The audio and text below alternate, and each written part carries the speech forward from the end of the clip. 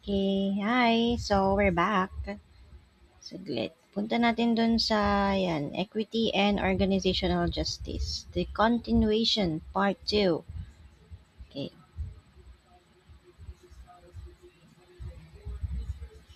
Yan.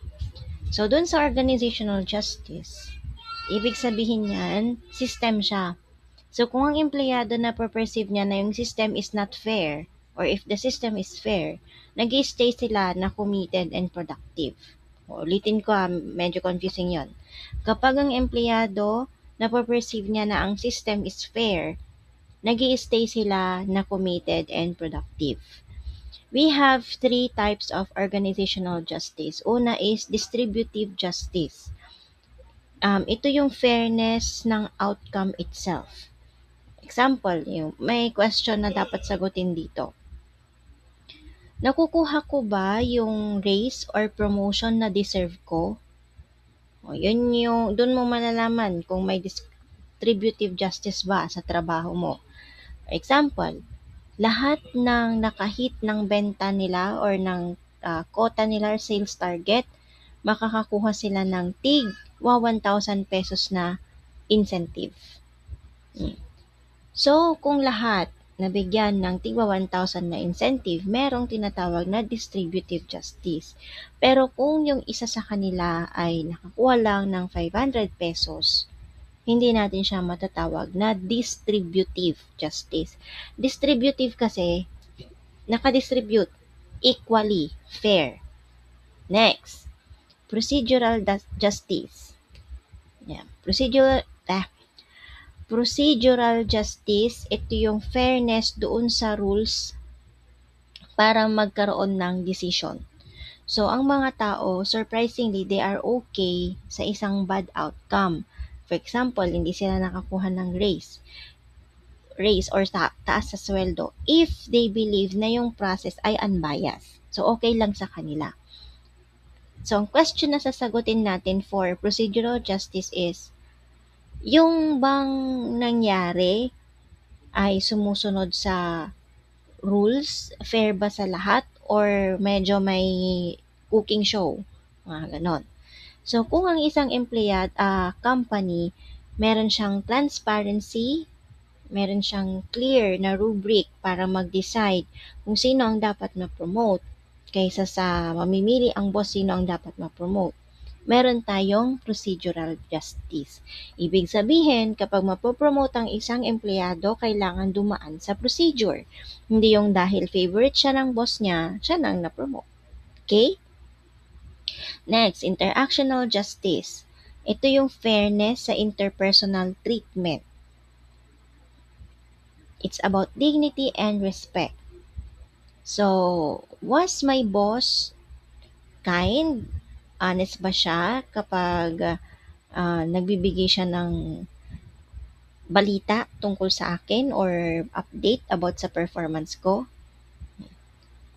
Kapag hindi walang interactional justice.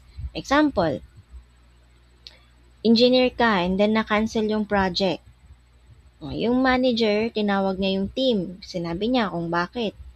And pinasalamatan sila para sa pagiging masipag. Yan. Kaysa mag-send siya ng email. Doon may interactional justice. Ibig sabihin, meron siyang may pakikisama siya sa tao, may interpersonal treatment. Usually kasi class, no, meron company na takot silang humarap sa mga empleyado dahil natatakot sila sa judgment. Natatakot sila sa grudge minsan ng empleyado. So, kung matapang ka at feeling mo naman na deserve ng empleyado na malaman yung totoo, you as an HR should face them. Explain mo sa kanila. Bakit ba matatanggal sila sa trabaho, bakit ganito, bakit ganyan, yon. And, ginagawa mo lang naman yung trabaho mo. Okay? Kapag ang isang organization, nag-fail siya sa pagbibigay ng hustisya, yung mga empleyado, hindi lang yan nalulungkot. They react. Kagaya ng sinabi ko kanina, may judgment na nangyayari. Pwedeng mag-complain sila, pwedeng mag-rant sila, marami silang masabi, ganyan. They react. So, perceived injustice is a top predictor of, una, withdrawal. Withdrawal, tinatamad na sila. Pwedeng may chronic lateness, may quiet quitting, and eventually, aalis sila sa trabaho. Okay, yung quiet quitting, question yan sa, ninyo, sa graded recitation. Okay, next, saan na yun? Yeah. Another is retaliation. So, sa mga malalalang case, no, yung mga empleyado pwedeng magnakaw na lang sila sa company or pwedeng manabutahin sila, pwedeng ichismis na lang nila ng hindi maganda yung company para lang ba maka-score sila na sige, para fair tayo, para hindi lang naman ikaw ang lamang, babawian kita. Ganon. And paano tayo makakagawa ng tawag nito? Just, merong hustisya or may justification sa workplace. So, kailangan meron tayong 5 management rules. Actually, nandun yan siya sa study mats ninyo. Yung sabi niya, it is essential that employers be open about how decisions are made. Nandun yun. I-ano nyo na lang, underline nyo na lang, lagyan nyo ng pangalan. Una sa 5 management rules for maintaining justice is transparency. Kailangan we have to be open kung paano ginagawa ang decisions. Pangalawa, consistency. Use the same fair procedures for everyone. No exemption. Porket anak siya ng presidente, kailangan iba ang treatment? No, lahat dapat pantay-pantay. Next is involvement. Tanungin mo yung mga empleyado dun sa input nila sa bagong policy. Kunyari, you as an HR, magkakaroon ka ng pa-meeting. Okay, everyone, good morning. We will be having an amendment to our employee handbook, and as an addition, we will be adding additional tawag nito, additional, hindi siya violation eh. Parang parusa, hindi siya parusa. Ano ba yung pangit naman nung, parang merong consequence. Additional consequence for being tardy or being having consecutive absences. Yan. So, ma-explain mo sa kanila. And tanungin mo sila kung okay. Kung hindi, o di baguhin mo. So, you have to ask the employee body. Next is feedback. Explain mo bakit ganun ang naging desisyon. Especially kung hindi maganda yung balita. Next is appeal. Bigyan mo yung mga empleyado ng paraan para, kunyari, sabi nila na, ma'am, sir, parang mali naman ata yung paratang sa akin or parang may hindi okay. Bigyan mo sila ng chance na magsalita. And you as an HR, i-review mo. Okay? Is there a chance for growth and challenge? So to keep employees from checking out or from leaving the workplace or their jobs, yung mga company, kailangan mag-provide sila ng path for growth. We look at how to move an employee from just doing a task to owning a career. So, ibig sabihin from sa pinakamababang, ayoko naman sabing pinakamababa, no? Sa pinakauna niyang work, to na-promote na siya. So, dito, kapag nangyari yon, meron tayong self-actualization, yung pinakamataas na human need sa Maslow hierarchy of needs. So, ito yung human need to reach one full potential. Okay, so we have here job rotation. So, para magkaroon ng growth, ng challenge, and development, bigyan mo yung empleyado mo ng chance na ma-explore din niya yung ibang trabaho. And yan yung tinatawag nating job rotation. So, ang employee, hindi lang yan siya na-i-stick sa isang trabaho. For example, si cashier. So, this month, pwedeng cashier siya. Next month, magiging tagaluto sa kusina. Job rotation. Iikutin niya lahat ng trabaho. Ang goal niyan is para ma-reduce yung boredom. and i-cross-train yung staff. Kasi 'di ba nga, sabi ko kanina, yung highly intelligent people, nilagay mo sa low complexity jobs or yung may trabaho na paulit-ulit, mataas ang chance na mabobore ang mga yan at pwede silang maghanap ng ibang trabaho. So, ito yung susi para magstay sila. Job rotation, na-challenge kasi sila, natitrain sila. So, para mabawasan yung boredom, i-job rotation nyo. Or, i-cross-train nyo siya sa ibang trabaho. Pwedeng after niya sa kusina, pwede din naman siya sa dining area. Ganon. Para if ever man na merong empleyado na nagkasakit, pwede siyang mag-relieve. Kasi nga, alam na niya halos lahat ng trabaho. Next, job enlargement. So, ang isang empleyado, binibigyan siya ng mas maraming trabaho, enlargement, na gagawin at the same exact time. So, kung dati ang trabaho niya ay mag-cashier, dagdagan mo yung trabaho niya. Siya din ang mag-out ng food doon sa claiming section. So, to make the job wider, pwedeng dagdagan mo yung work niya through knowledge. For example, merong bagong software o ipatrain mo siya doon, ganyan. Or magdagdag ka ng trabaho wherein mag-a-add ka ng second task niya. Kagaya sinasabi ko kanina, kung puro lang siya kaha sa pera lang, pwede din naman hilain mo siya or i-pull out mo siya sa claiming area, especially kung wala ng tao. Wala na siyang ina-assist na magbabayad. Next is job enrichment. So, ito yung pinaka-powerful dun sa tatlo. Kasi hindi lang siya tungkol sa trabaho. It is more about the responsibility and authority. Ang goal nito is bigyan yung employee ng ownership doon sa mga decision nila. Example, imbis na yung waiter, magtatanong siya sa manager every time na may customer na gusto ng refund. Bibigyan mo ng authority yung waiter na mag-decide kung kailangan bang i-refund yung pagkain. Mga ganon. Or for example, si cashier, nagkamali siya ng punching ngayon. So, kailangan mong i-refund yung food. Bibigyan mo siya ng authority na i-refund. For example, hiramin mo yung swipe card ng manager o i-void mo na, mga ganon. Job enrichment, job characteristics. Wait lang double check ko lang. Nasaan na yun?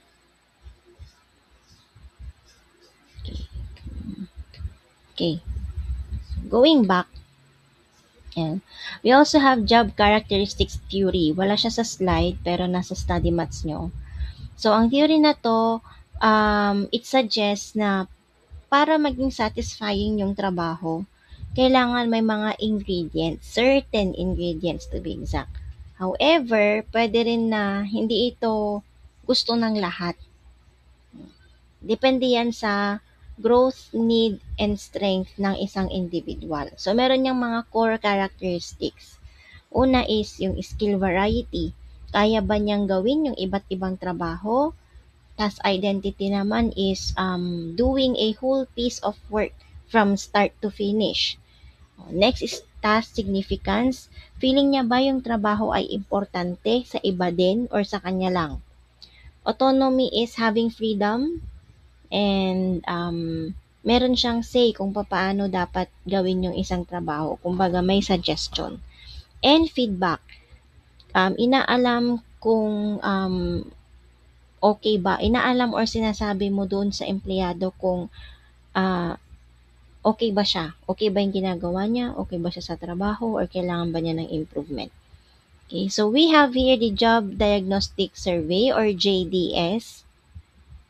Job Diagnostic Survey, ito yung thermometer na ginagamit ng mga nasa IO field para makita kung yung job o yung trabaho ay healthy pa ba or kailangan ng gamutin or may sakit.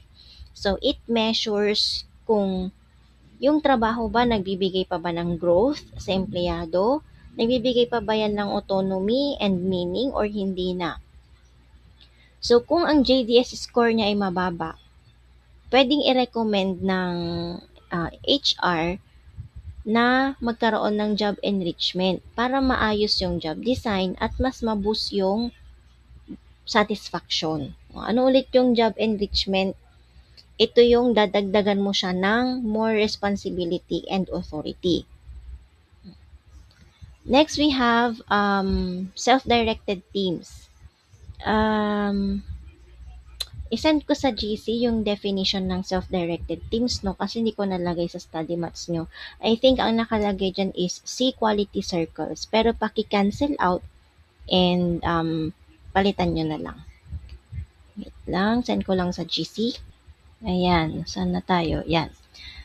Self-directed teams. So, unahin ko ba to? Sige. Self-directed team is para siyang startup within a company. So, sinend ko yung definition doon sa GC nyo. A group of employees who not only propose changes but also have the authority to implement them and manage their own daily work. So, ibig sabihin, hindi lang dinidiscuss yung issues. They manage their own schedules. Nagsiset sila ng sarili nilang goals and minsan, sila din ang nag-handle ng sarili nilang hiring. Ang impact niyan, ito yung highest level of job enrichment kasi nagpo-provide yan ng maximum autonomy. May freedom sila, kumbaga. Quality circles naman, actually galing siya sa Japan, notably by Toyota. So ito yung paraan para ma-engage yung mga tao to actually do the work. So a small group of employees ito na regularly they meet, usually sa company time, to identify, i-analyze, and i-solve yung mga work-related problems. Ginagawa tong quality circles para mas ma-improve yung productivity and quality of work life. So, itong mga grupo na to, usually meron silang power na mag-propose or mag-recommend ng mga pagbabago. Pero yung management, sila pa rin yung may final say. Is it a yes or is it a no? Example ng quality circles. Merong 5 factory workers. Napansin nila na yung packaging station makalat. So, yung mga ibang empleyado na aksidente, nadadapa, nadudulas, ganyan. So, every Friday, nag-meet sila ng Friday, siguro during company hours nga, di ba? Isang oras. And parang brainstorming sila na ano kayang gagawin natin dun sa station natin para hindi nakakadisgrasya. Ngayon, magsasuggest yung isa na ganito na lang ilipat natin yung shelf na ito para mas maluwag, mas maaliwalas, mga ganyan. So, may mga drawing. So, ngayon, papakita nila yun sa supervisor nila or manager. O, kapag okay, yun. Iba yun yung posisyon ng mga cabinets. Yan. So, yun yung tinatawag na quality circle. Okay. Nasaan na tayo? Yan. Integration of theories, no? When we say individual difference theory, diniscuss ko to sa part 1 ng video. Hindi tayo nag-i-start sa zero. We always bring a baseline of happiness to every job base doon sa genetics and personality. Kasi nga, every person is unique. Magkakaiba tayo. So, some people, meron silang naturally high na satisfaction. Yung iba naman talagang nonchalant lang sila.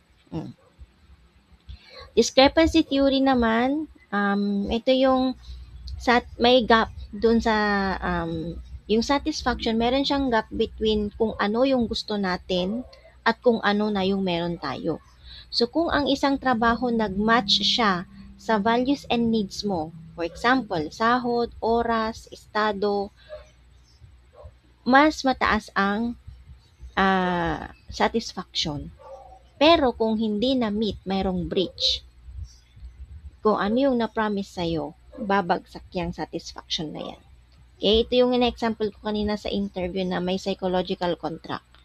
Under discrepancy theory yon. Intrinsic satisfaction theory and job characteristic theory, ang concept niyan is, masaya ba yung trabaho or hindi? Or ikakainis ko lang? Kung ang task or trabaho ay meaningful and enjoyable, nakakakuha ka ng mataas na, ah, tawag nito, nakakakuha ka ng mataas na satisfaction. Pero kung boring or repetitive, you feel drained. Ito yung sa mga highly intellectual na employee. Social learning theory, ito yung second-hand satisfaction. So, kung yung mga coworkers, they are positive, they are motivated, ginagaya mo.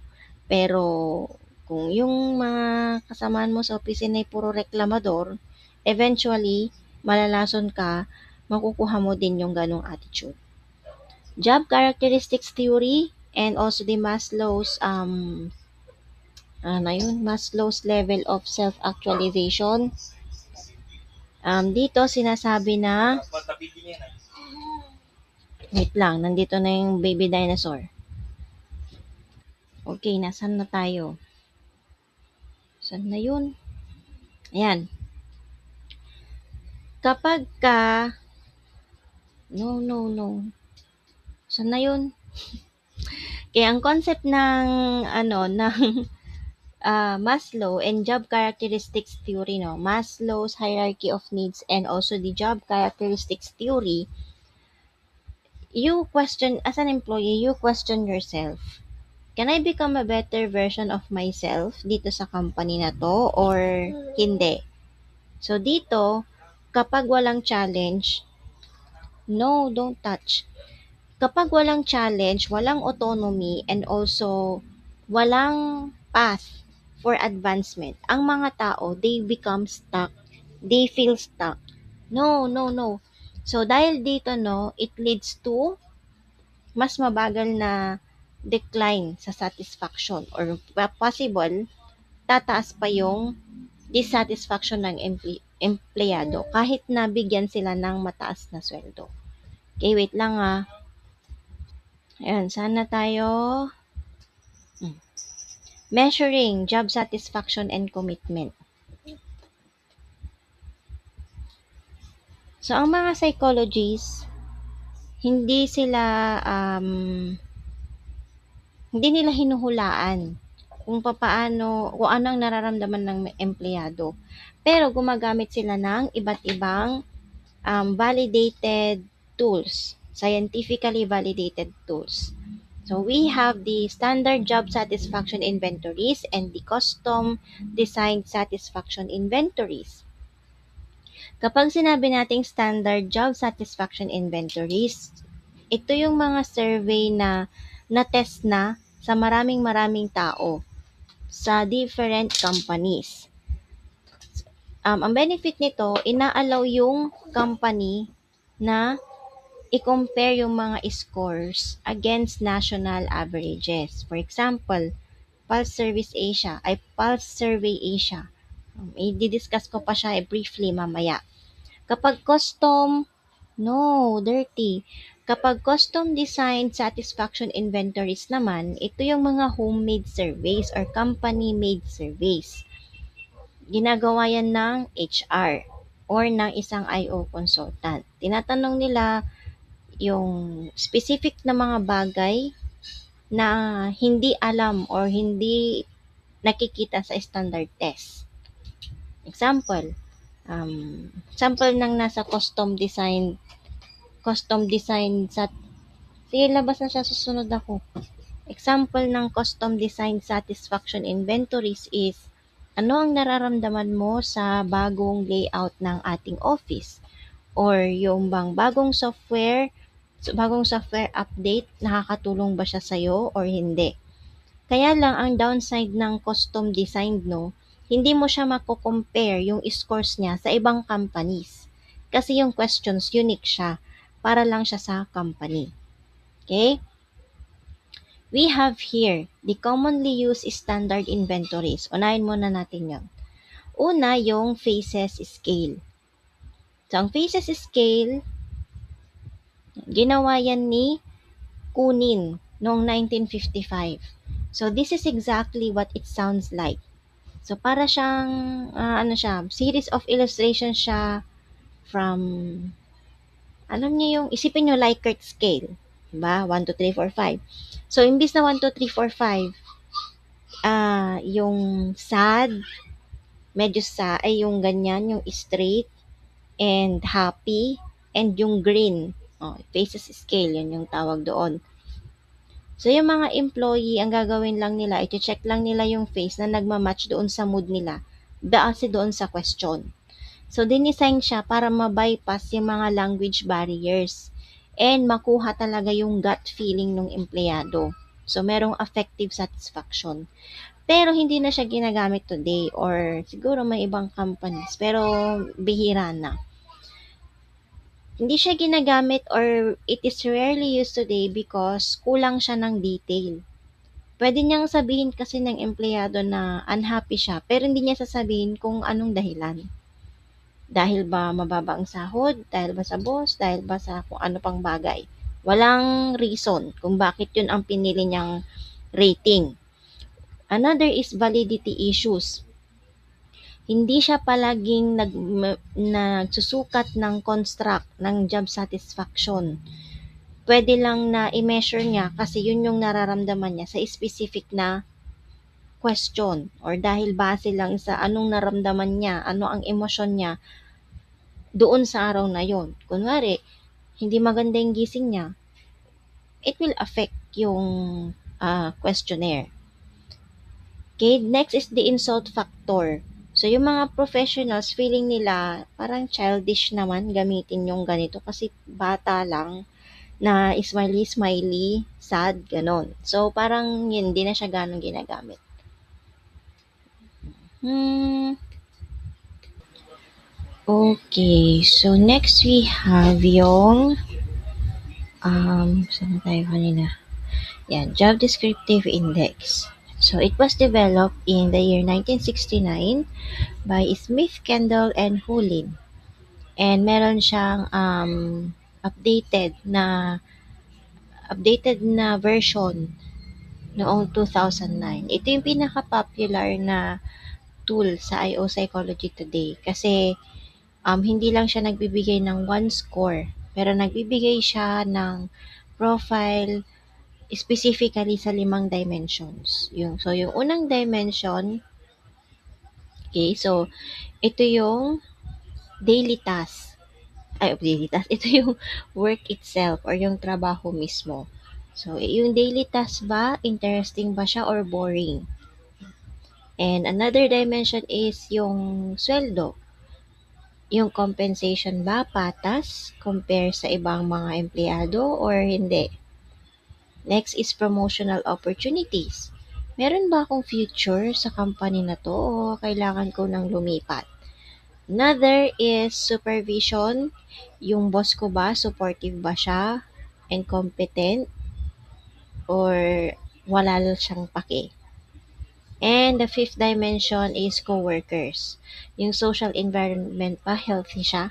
Hindi ba siya toxic? Okay, so yun yung 5 dimensions na kino-cover ng Job Descriptive Index. Paano siya gumagana, ma'am? So, instead na faces ang gagamitin, gumagamit siya ng 72 na adjectives or phrases. Example, yung mga adjectives. Satisfying ba yung trabaho mo? Mabagal ba ang promotion? Creative ba yung company mo? Meron ba kayong routine check? Mga ganyan. And ngayon, yung employee is lalagyan niya yon ng yes or no. Or question mark if they are unsure or the ano. Pero kasi alam ko to yes or no lang. Kapag ang company gumagamit siya ng JDI or Job Descriptive Index and nakita niya na yung scores ay mataas doon sa pay and work itself dimension pero mababa siya or extremely low siya naman sa supervision, alam na ng CEO o ng boss or ng HR na hindi nila kailangan ng sweldo. Ang kailangan nila ay i-train yung mga managers. What if mataas naman sa supervision, mataas ang score doon, mataas din yung score sa work itself dimension, pero mababa sa sweldo or sa pay dimension. Ibig sabihin, kailangan magkaroon ng salary increase. Pag salary increase kasi class, no, hindi pwedeng, kunyari, you have 100 employees, hindi pwede na 100 employees sabay-sabay mong i-increase ang sahod. Gradual yan. So, kunwari, in 3 months, ang mag-raise muna ng sahod is si nasa HR department. Then, after 3 months ulit, sige, ito, yan. Gradual yung ano. Depende yan sa company. Next, we have the Minnesota Satisfaction Questionnaire or MSQ. It was developed in 1967 by Weiss, Davis, and England, and also Lofquist. Ito yung isa sa pinaka-detailed na questionnaire na available para sa mga researchers. Gumagamit kasi sila ng 100 items or 100 questions para i-measure yung 20 different dimensions of work. So, yung 20 scales na to, or 20 dimension, tinitignan niya yung mga ibang, tinitignan niya yung mga bagay na wala doon sa ibang test. For example, isa sa mga 20 dimensions or scales, ability utilization. Ginagamit ko ba yung ability ko kung saan ako best or hindi? Social status, moral values, and creativity. So, ang MSQ, it is best for academic research or high-level consulting na kung saan kailangan ng company malaman exactly kung ano yung pinakamaliit na detalye sa trabaho na nagkakaroon ng problema. Another, we have the Job in General Scale or JIG. JIG was developed in 1989 by Aronson, Smith, Brannick, and Gibson and Paul para ma-solve yung problema sa job satisfaction. Ang goal niya is i-measure yung overall satisfaction ng mga empleyado. Kung ang employee kasi pwede nilang ma-hit yung salary nila. Tapos nagko-commute pa sila. Pero mahal nila yung trabaho nila. So ang GIG, it captures yung bottom line feeling. Bakit naiinis ka sa sweldo mo pero mahal mo yung trabaho mo? Maybe because gusto nila ng salary increase or hindi umaakma yung sweldo for the job itself. So, similar to Job Descriptive Index or JDI, gumagamit din siya ng adjectives para i-apply doon sa trabaho as a whole kaysa yung specific parts like sahod, supervisor, work itself, mga ganyan. So, ito yung perfect for quick decision making sa company. Kung ang CEO, gusto lang niyang malaman kung ang mga empleyado ba natin ay generally happy. So, bago magkaroon ng decision, ang JIG nagbibigay na yan siya ng mabilis, reliable na answer na hindi kailangang magsagot ng 100 questions. Okay? Ang NAGI Job Satisfaction Scale naman, sinosolve niya yung major problem ng ibang survey. Nire-recognize niya kasi na hindi lahat ng empleyado, they care about the same things. Hindi lahat. So, for every facet, like for example, salary or autonomy, yung employee, meron lang siyang sasagutin na 2 question. So, yung unang question is, how much do you actually care about your job? So, gaano ka-importante yung trabaho para sa'yo? And the another question is, how happy are you with your job? Tinatanong niya yung satisfaction. In short, sa NAGI Job Satisfaction Scale, mahalaga ba, importance, and satisfied ka ba? Satisfaction. So, measures of commitment. In commitment, hindi kasi lang yan feeling, no? Meron siyang 3 rason kung bakit dapat magstay or bakit nag-i-stay ang isang empleyado. And we use the Allen and Mayer survey. So, ang Allen and Mayer survey, meron siyang standard measurement para ma-measure ang commitment. Meron siyang 24 questions and for each factor, meron siyang 8 question each. So, we have first yung, dadaldal na ako, di ko pa nalilipat. Ayan, wait lang. Ayan, dito na tayo. Custom design. Ay, hindi pala. Basta, yan na. Yan.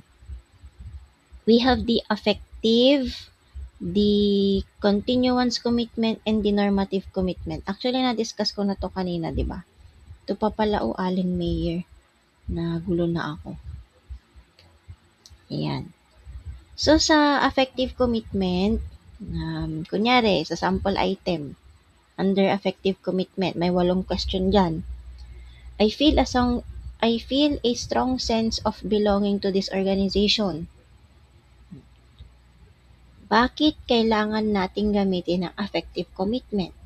Kasi ito yung dito nalalaman yung best employees. Bakit sila nag-i-stay? Kasi nga, they want to. Parang yung sinabi ko kanina. Affective, they want to. Continuance commitment, example, it would be too costly for me to leave my job right now. So, continuance commitment is kailangan nilang magstay. They need to stay. Kasi dahil wala nga silang mahanap na trabaho. And when we say normative commitment, sample item, I feel a sense of obligation to remain with my employer. Dahil because they ought to. Meron silang utang na loob.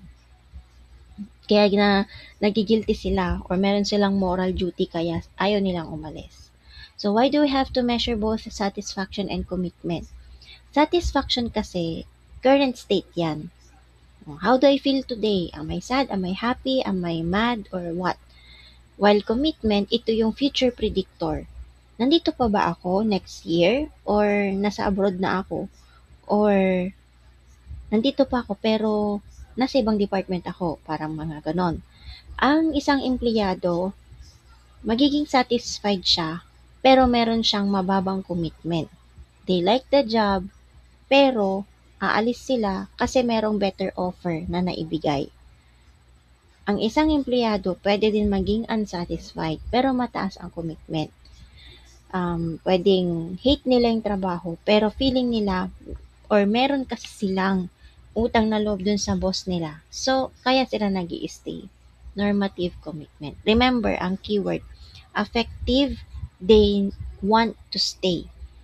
Ano na yung isa? Continuance commitment is they need to stay. Pag normative commitment, they stay because they owe something.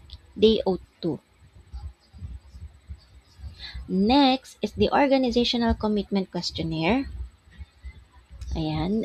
It was developed by Moday, Steers, and Porter in 1979 and it is one of the classic or OG na questionnaire. And bigatin to. Kasi 15 items lang siya. Pero meron siyang 3 specific na mental states na tinitignan sa isang empleyado. Yung value congruence na kung saan ang isang empleyado naniniwala siya kung ano ang ginagawa ng kumpanya. May acceptance of goals or values. Another factor is effort or organizational, yung OCB. And organizational, wait lang. Organizational commitment behavior. Ito yung ang employee willing siyang mag-go and above and beyond para tulungan yung company na mag-succeed. And another factor is retention. Yung employee ba, gusto ba talaga niya mag-stay or dahil nag-i-stay lang siya at hinihintay niya yung better offer. Organizational Commitment Scale or OCS, it was developed by Balfour and Wechsler in 1996. So, mas maikli siya, 9 items lang siya. Nagbibigay siya ng iba't ibang view or para siyang iba't ibang lens, kumbaga, sa camera. By focusing on 3 distinct drivers ng commitment. So, yung 3 aspects or distinct drivers ng commitment ay identification, exchange, and affiliation. So, when we say identification, yung identity ng isang empleyado ay nakatali na sa company. For example, proud ako na sabihin sa mga tao na dito ako nagtatrabaho, na nagtatrabaho ko sa ABC company. Mga ganon. So, may pride siya, may pride factor. Pag exchange naman, nag stay yung empleyado kasi feeling niya yung company, inaalagaan siya. For example, the company looks out for my best interest, so I look out for theirs. Ibig sabihin, may transaction, may nakukuha siyang benefit or exchange in return dun sa binabalik din niya, sa binibigay din niya sa company. Affiliation naman, ito yung employee na feel niya na welcome siya, may warmth, may personal connection doon sa mga tao and also sa culture ng company. Ito yung belonging factor. Okay? So, dito na tayo sa custom design inventories. Natapos na tayo sa standard inventories. Yan, custom. Yan. So, most companies, they actually skip yung mga famous na standard inventories. Like I have mentioned earlier, when we say custom design inventories, ito yung mga homemade na mga questionnaires. Homemade meaning si company mismo ang gumawa. So, basically, these are unique questions na wala sa ibang questionnaire. So, in favor of building in their own, sa corporate world, tinatawag itong annual engagement survey or pulse survey, yung binabanggit ko kanina. Kung nakikita nyo sa mga TV, sa balita, yung Pulse Asia survey, ito yon. So, kung ang standard scales, they are great for researchers, sa mga scientists, ang custom designed inventories, ginagamit itong tool of choice ng mga HR and executives kasi nga unique and akma siya sa company mismo. Ang pinakamalaking advantage nito is that merong relevance. Pwede niyang tanungin yung specific na changes or may bago ba sa company, yan. And pwede din, ang tawag nito, pwede din, basta tungkol sa company, yung direct, yung unique, na wala dun sa mga ibang questionnaire. O, ganito, kunwari sa standard questionnaire or standard inventory, are you satisfied with your benefits? So, when we say benefits, parang ang vague naman, no? Kasi, specifically, anong benefits? Kapag custom question or custom inventories, itatanong niyan yung specific. For example, how do you feel about the new health insurance provider na that we switched to nung last week? Ang ganyan. So, doon merong action. So, naka-specify ano yung nararamdaman ng isang empleyado sa specific na bagay. Hindi kagaya ng standard question na Are you standard? Are you satisfied with your benefits? Anong benefits yun? Okay, nagets nyo ba? Bakit ang mga organization mas prefer nila ang custom tools? Una kasi, na-address yung current events. So, kung ang isang company, meron siyang layoff, meron siyang bagong office, pwede silang mag-target ng specific, pwede silang ma-target ng specific stressors. So, gagamit sila ngayon ng custom tools para ma-address yung ano nga ba talaga nangyayari. Especially pag merong mga bagong changes sa company. Company language naman, another factor why organizations prefer to use custom inventories. Kasi kada workplace, meron siyang own slang or jargon and culture. When we say slang, parang sarili nila lang language doon lang sa company na hindi alam ng outsider nagtatrabaho, hindi alam ng outsider or hindi nagtatrabaho sa company na yon. So, may yung mga custom surveys na yan, may mga ginagamit na terms na employees lang ang nakakaalam or employees lang mismo ang gumagamit.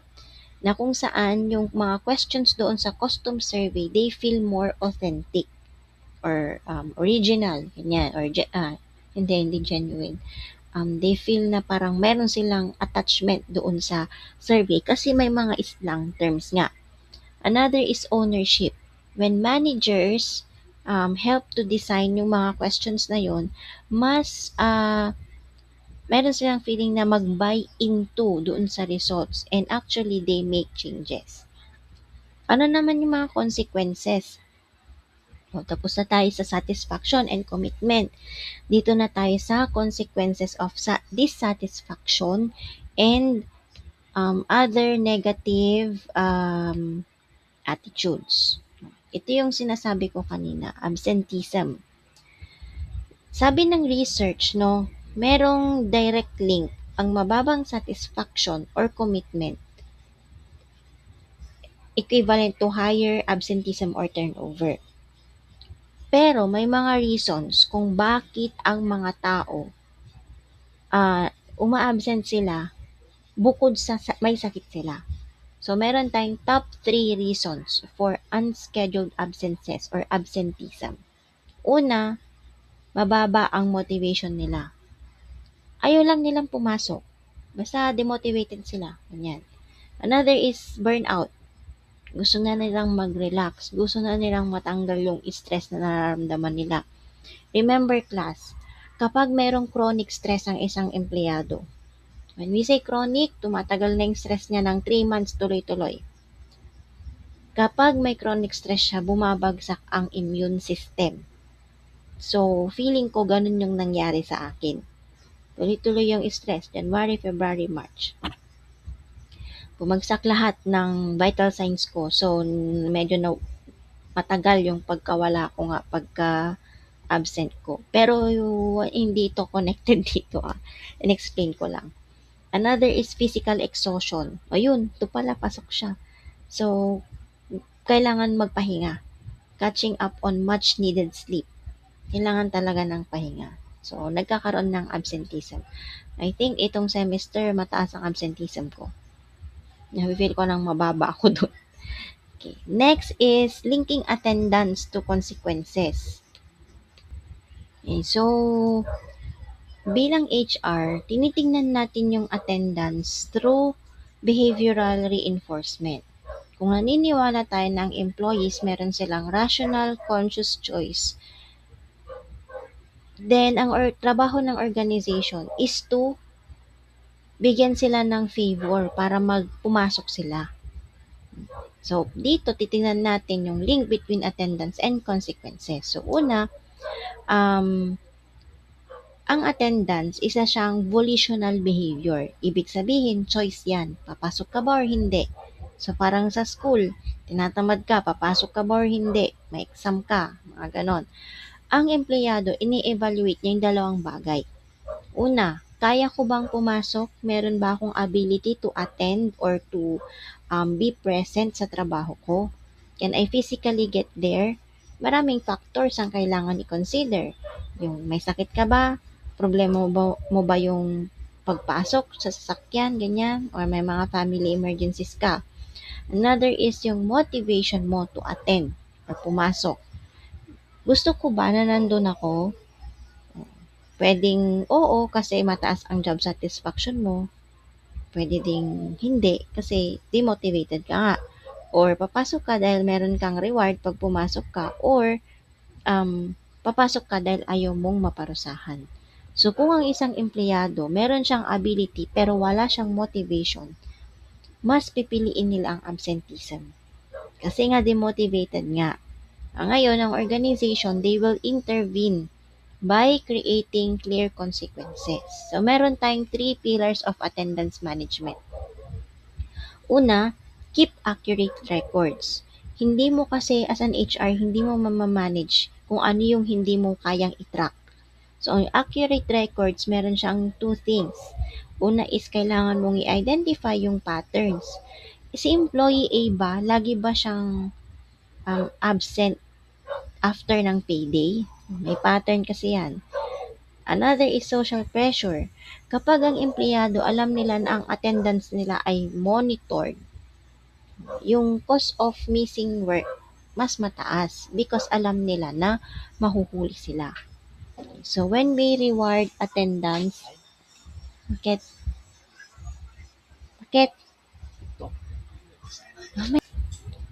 Asan na tayo? Wait lang.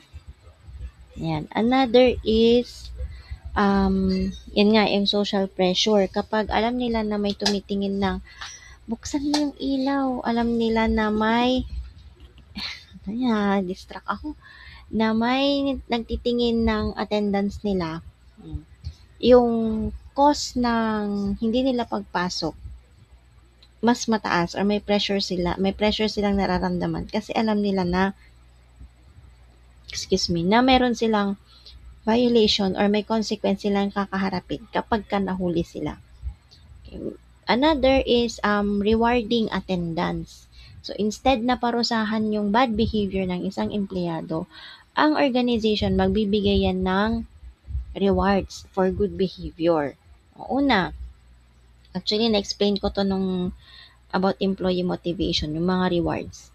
Mare-recognize yan, mga attendance awards or public praise, bibigyan ng certificate, ganyan, or bukod sa certificate, meron pang incentive. Depende kung cash incentive ba yan or leave incentive, ganon. Another is financial gain. Ito yung sinasabi ko, bonuses or well pay. Bibigyan siya ng leave para magpahinga kasi nga siya yung pinakakumpletong attendance. So, ang goal nito, para yung benefit of going to work is mas mataas kaysa sa benefit na magstay na lang sa bahay. Another factor in or another pillar for attendance management, attendance policy checklist. So, kailangan dun sa checklist natin, meron kang clear definition. Ano nga ba ang counted as excuse versus unexcused? May excuse ka ba? For example, sa klase natin, ma'am, pa-excuse po ako kasi nagkasakit ako. So, nagkasakit is very vague. Nagkasakit ka, anong klaseng sakit? Nilalagnat ka ba? Nagpa-check up ka ba? Then may diagnosis ka? Ano? Ngayon, dahil nga, minsan, sige, no-consider ko na. Kasi naman ako, naawa naman din ako. Pero please, don't abuse. Kapag ka nag-excuse ka, bigyan mo ko ng medical certificate. Kasi mamaya, pag chinek ko na-check yung attendance mo, biglang sinasabi mo pala sa parents mo na pumapasok ka, hindi pala. Pag binisita ako, anong papakita ko, di ba? I need medical certificate and also letter coming from your parent kung bakit hindi ka nakapasok. Kung walang med cert, nilagnat, ganyan. Letter from parent na signed nila. Okay, I hope you understand that. Also, consistent enforcement. Kung yung star employee, palagi siyang late, pero yung bagong hire, lagi siyang pumapasok. Kailangan meron kang procedural justice. Kailangan mong i-justify na hindi mo kinakampihan yung new hire versus sa star employee. Okay? Communications is also important kasi kailangan malaman ng empleyado kung ano exactly yung mga consequences bago sila mag-decide na hindi pumasok. Okay? For example, ano yung mga consequences na yan? Kapag meron kang 3 consecutive absences, it is equivalent to written explanation or incident report. Ganon sa sa workplace. Pero sa school, pag may 3 consecutive absences ka, you are considered drop. Mga ganon. Depende yan sa employee handbook. Okay, next we have reward for attending. Tapos na tayo dyan. Financial bonus, games. Yan. Ito, pwede rin to, yung pag-games. Magbibigay ng, kunyari meron kasi yan yung pag-games ng mga marketing department or ng HR minsan. Abang nasa trabaho, meron yung parang roleta, ganun. Pag nanalo ka, meron kang mga merchandise galing from So, I remember when I was in Alorica, tuwing break time ko, coffee break, merong roleta, ganun. So, mag-iikot ako. Tapos may makukuha akong tumbler, mga bags, ganyan. Ganun din sa para maiwasan ng absenteeism. Pwede kasing motivation ng empleyado yun na, uy, may paroleta, may paraffle, papasok ako. Okay, ganun siya. Another is time off, paid time off or PTO. Kapag ito yung um, parang leave with pay. Ifa-file mo siya. Tapos kapag na-approve, yun na, pwede ka nang mag-leave. May bayad yun. Natutulog ka, may bayad, ganyan. Pero depende yun sa available credits mo pa for leave. Ito yung paid leave bank. For example, ang company binigyan ka lang ng 15 days na leave. O, bahala ka na hati-hatiin yun. Pwede bang 10 days sick leave, 5 days na vacation leave, mga ganyan. Depende yan sa availability. Depende kung ilan na ang nagamit mo. Kung nagamit mo na yung 15 days, hindi ka na pwedeng mag-file ng PTO. Okay? Nasabi ko na rin to, recognition programs. Discipline for attending, saan na yun? Ito, nasabi ko na to, rewards for attending. Ayan, discipline for attending. Sorry, hindi ko na move. So, discipline for not attending or going to work, depende yan sa ating employee handbook. Kagaya ng sinabi ko kanina, may mga tardiness. Kapag kahabitual na yung tardiness mo, for example, 5 days straight, lagi kang late. Bibigyan ka na ng unang violation. Pwedeng ang violation mo is 1 day suspension o walang bayad yun. Depende. Okay, so yung clear policies, better record keeping, nasabi ko na din yan kanina. Increasing attendance by reducing employee stress. Paano to, ma'am? Increasing attendance by reducing employee stress. Class tapusin ko na para part 1, part 2 lang, no? Mahaba talaga to, pati yung chapter 10. Pagpasensyahan nyo na. Okay, going back, how are we going to um, increase attendance? Pero i-reduce natin ang stress. So, kailangan meron tayong alam naman natin, no, na ang trabaho ay, ang workplace ay mataas na source yan ng stress.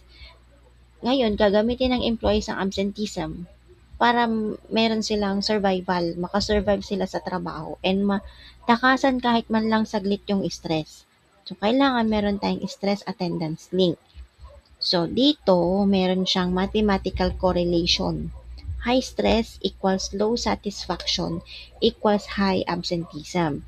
Kapag ang isang empleyado is overwhelmed siya, yung motivation nila to attend to work, bumababa.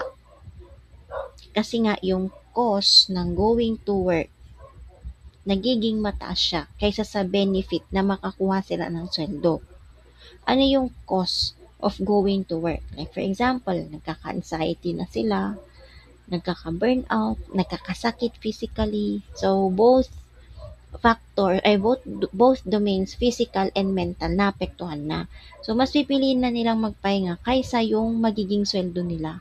Kasi kailangan ng katawan nila yung magpahinga.